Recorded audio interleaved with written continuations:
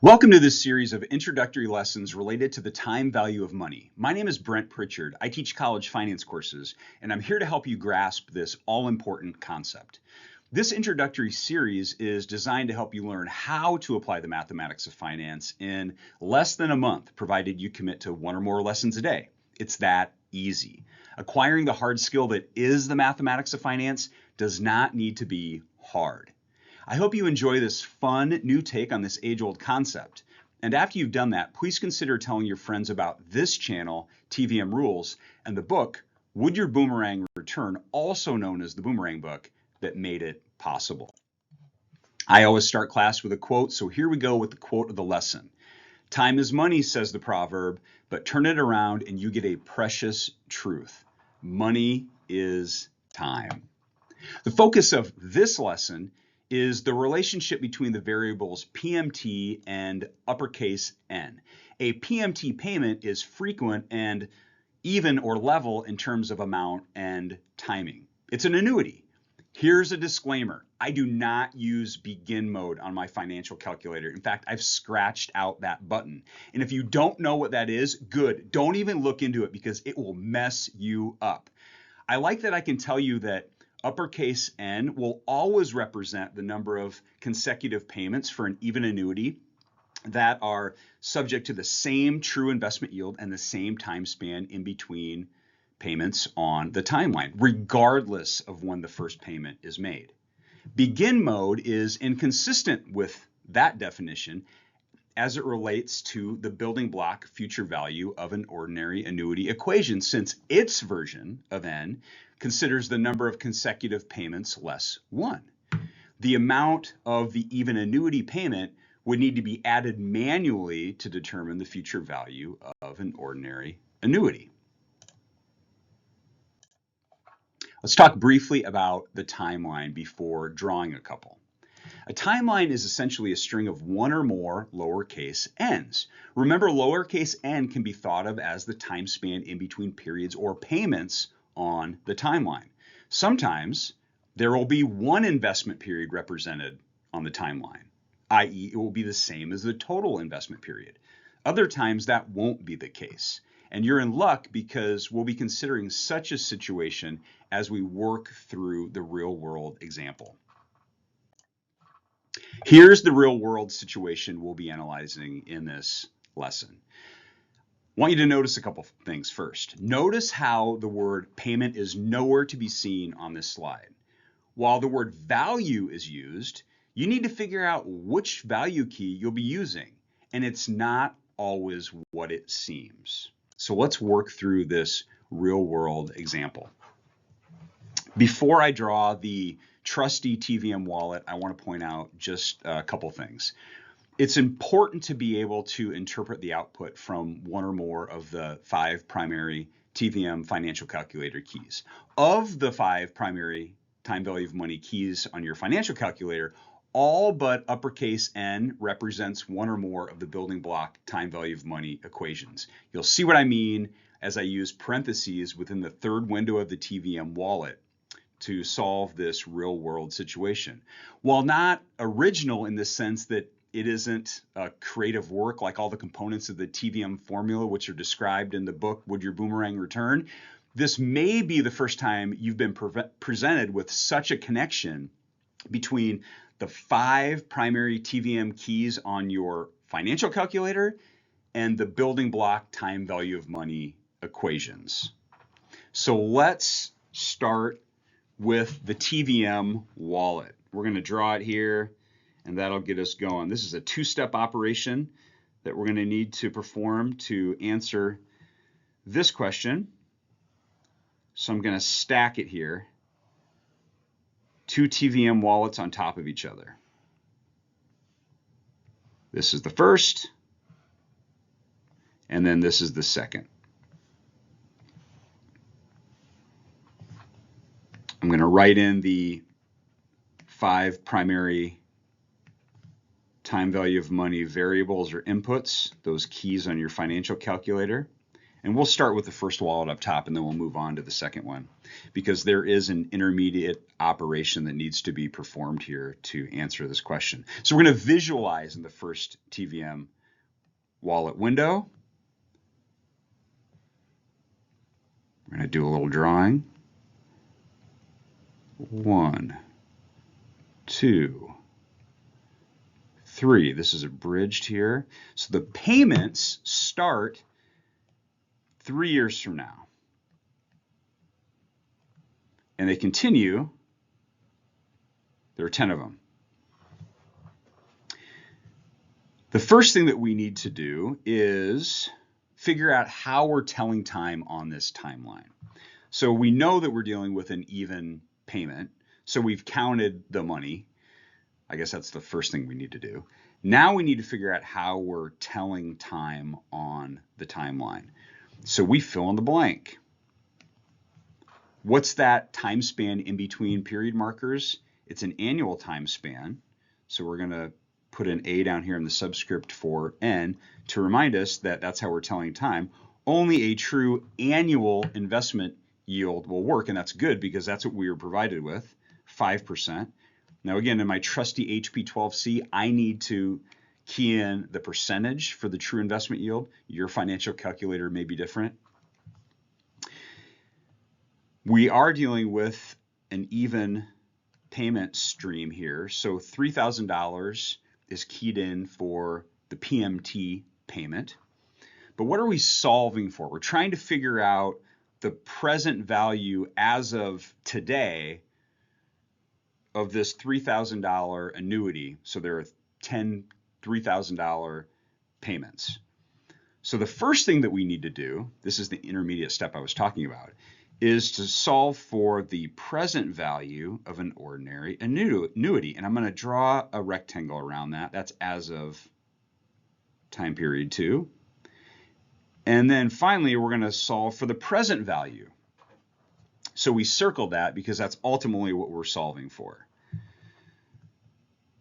There are 10 PMT payments in this series. Now, this is what the focus of this lesson is all about. Notice the relationship between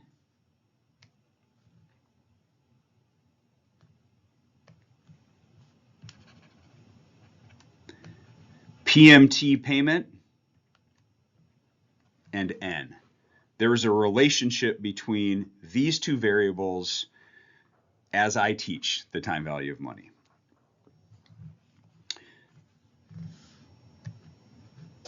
Let's switch back to blue. There's no future value here because there's no single lump sum in the future that we need to discount back, because what we're doing with this TVM wallet is we're discounting. We're bringing monies back in time is how we can think of it. And this is the thing I was getting at when I talked about interpreting the variables and how essentially all of the building block time value of money equations relate back to the values in this TVM wallet. We can use parentheses, and I'm going to call this what it is, the present value of an ordinary annuity. Now, you may remember from a prior lesson that the present value of an ordinary annuity is as of one period before the first payment in the series. So this will be as of the end of the second period. And when we plug these numbers into our financial calculator, here's what we get. Negative $23,165.20. I want to make sure I get that right. Okay, we've completed the first TVM wallet. Now we need to move on to the second TVM wallet. Again, we're going to start with the 5 TVM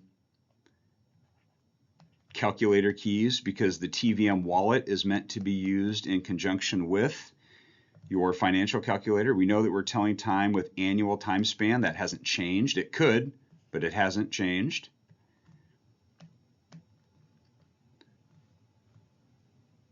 So again, this is an annual time span, so only a true annual investment yield will work. Working with the same true annual investment yield.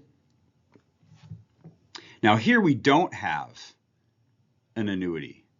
I know this real world situation deals with an annuity, but we've taken that annuity and we've essentially turned it into a lump sum payment. So we need to do what I call the switcheroo, because here we have $23,165.20. That is now a future value, and we're trying to solve for present value. So we take this amount up here, the present value of our ordinary annuity, and why I call it a switcheroo is because we switch around the sign. Now this receives a positive no sign value. So we take away the negative sign, it gets a positive no sign value. This is what I call the switcheroo. We have two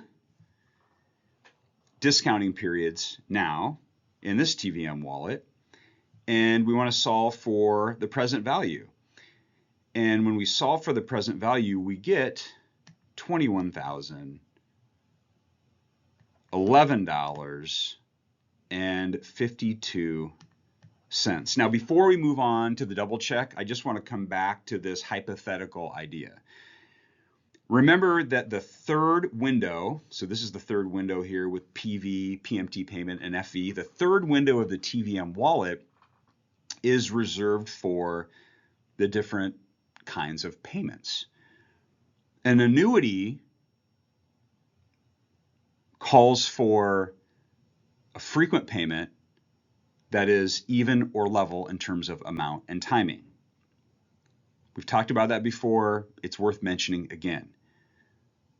We solved for the present value of that ordinary annuity in the first TVM wallet.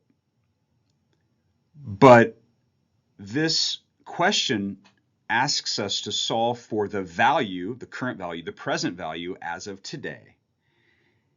And so we need to take what is a hypothetical lump sum. That's how that can fit into FV in the second TVM wallet. That's how we're able to take that $23,165.20 and put it into a register in our financial calculator, or key it in where normally a single or lump sum payment would be keyed in, because we've discounted the cash flow in that series and essentially turned it into a hypothetical lump sum. Okay, let's move on to the double check. It's important that we do this. And for this double check, we need to use two building block time value of money equations. And we're going to start with the building block present value of an ordinary annuity equation. Present value of an ordinary annuity equals PMT payment times, we're going to put all this stuff into square brackets, 1 plus I raised to the nth power minus 1 over 1 plus I raised to the uppercase n times I. So the present value of an ordinary annuity equals, we know our payment,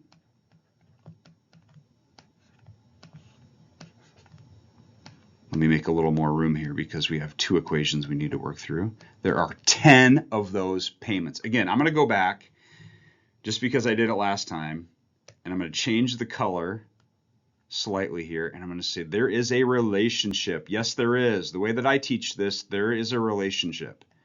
There is a relationship between PMT payment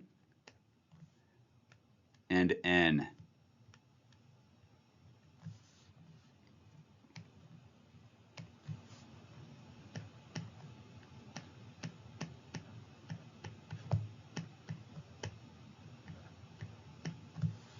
And again, we'll use purple for the 10th power right there. Okay, from now on, I'm just going to use blue. Does that work? It's a little easier.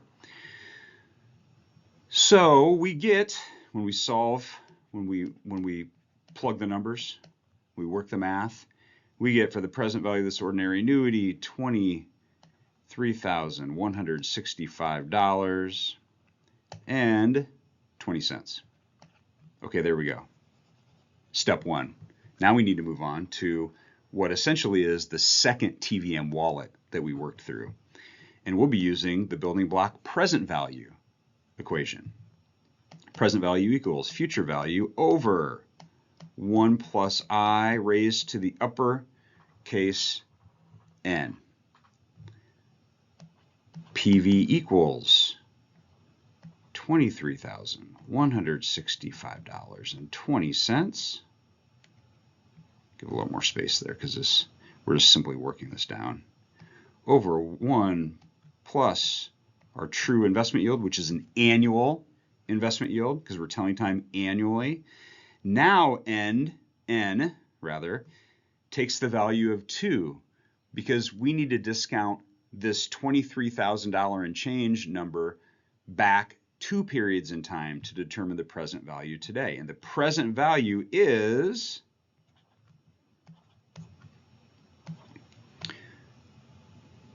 $21,011.52. So I'm going to circle that. There's our answer. And we double checked it. It's the same one, so that's good. We're good to go. Now, I want to give you kind of a bonus TVM wallet here and a bonus double check because we could have taken, I guess, the scenic route. In this example, what we just solved, you saw the switcheroo where a negative value was changed to a positive value in that intermediate step so that we could complete the discounting and determine the present value as of today of that series of cash flows. Now I'm going to show you what I like to call the two-step, where that sign stays the same. And so I'm going to show you, maybe it's an unconventional approach here, but I'm going to show you how you could have solved this. We'll call this the scenic route. Does that sound good? And so we're going to be solving for the future value of an ordinary annuity. Again, we need 2 TVM wallets, so we're going to stack them. And we'll start right here, and then we'll move on to the second one. In the first TVM wallet, let's write in the 5 primary time value of money variables, the keys you're going to be using on your financial calculator. This is an abridged timeline. That's a 12. The payment starts here. The 10th payment is received at the end, well, 12 years from now. And we want to know the future value of an ordinary annuity, but that's not ultimately what we're looking for. We're looking for the present value as of today. So that's why we're going to circle the PV. So first we'll be solving for the future value of an ordinary annuity. So I'm going to use parentheses and I'm going to put an OA there so we can keep track of what we're solving for. Again, who knew that the FV key related to the future value of an ordinary annuity key? But it does, and that's kind of cool, isn't it? So how are we telling time? Let's draw one here. How are we telling time between time period markers? That's a year. That's an annual time span. So only a true annual investment yield works. That's good because that's what was provided or stated. We're going to draw an A there for the subscript so that we remember how we're telling time. And remember, there's a relationship between the PMT variable and uppercase N when you're dealing with an even annuity. And so first we need to solve for the future value of an ordinary annuity. How many of these $3,000 payments are there? There are 10 of them. So that's going to take us to the end of this timeline, to the end of the 12th period. Why 0 for a value for PV? Well, there's no single payment here. So let's solve for the future value of an ordinary annuity, and we get $37,733.68. It's a little cramped there, but it works. So that's the first completed TVM wallet. Now let's move on to the second one. So the first thing that we're going to do is we're going to write in the 5 primary TVM variables, the ones you're going to be working with a lot. Now what do we have? Now here's our timeline.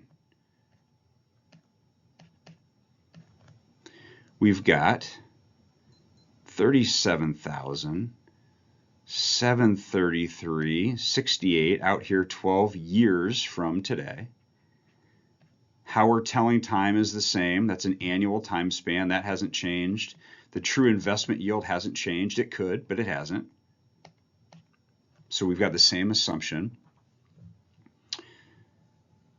FV here is another hypothetical lump sum because we've compounded now. In this case, we've compounded that series of cash flows, and we've determined what is a hypothetical lump sum, which is why we can use FV here. Again, FV and PV, those are reserved for single or lump sum payments. And I guess that's good because here we have a hypothetical lump sum payment. So we really haven't changed anything. We're just using slightly different language. $37,733.68. Now notice how the sign didn't change. This is what I refer to as the two-step. For this intermediate operation, we're not changing the sign on the $37,000 number. And I know that's rounded. It's rounded the wrong way, right? Maybe I should have said $38,000, but 37 is how that starts. In this case, we don't have a PMT payment because we want to discount those monies all the way back and determine the present value as of today. Here there are 12 discounting periods. And when we do that, we get negative $21,011.52. So let's put some more words to this. How do we interpret this? So here we could say that you would be indifferent between receiving $37,733.68 12 years from now and $21,011.52 today, provided you expected you could earn a return on investment, that's what the true investment yield is, of 5% over that total investment period. So let's double check this work. This is the last thing that we need to do. And for this double check, we'll be using the building block future value of an ordinary annuity equation, and then once again, the present value, the building block present value equation. So let's start with the future value of an ordinary annuity. It equals PMT payment times 1 plus I raised to the uppercase N minus 1 over I. Future value of an ordinary annuity, it equals, we know we've got the $3,000 payment, so we can fill in that value. 1 plus 0.05, that's the true annual investment yield. There are 10 of those even or level payments. So remember the relationship between uppercase N and PMT payment. I'll come back and change the colors on that because I do think it's fitting. The future value of an ordinary annuity equals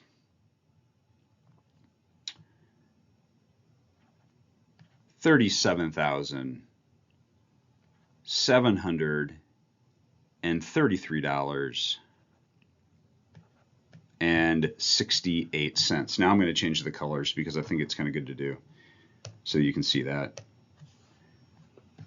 We'll drive home the point. There's a relationship between the PMT payment and uppercase N. Yes, there is. Better believe it. So there we go. Not as many N's on this one, right? Now let's move on to the second step. And here we're in the second TVM wallet where we were before. We're going to be using the building block present value equation. And again, that is present value equals future value over 1 plus I. I is a true investment yield. Depends on how we're telling time on the timeline, doesn't it? PV equals, we've got this $37,000 number and we put that over 1.05 raised to the what power? It's the 12th power now. I was stuck on the last question. It's the 12th power because remember, we're at the end of the timeline now, and we want to discount those monies all the way back over 12 periods to determine the present value. And when we do that, we get the present value equals $21,011.52. I'm going to circle it. There's the right answer.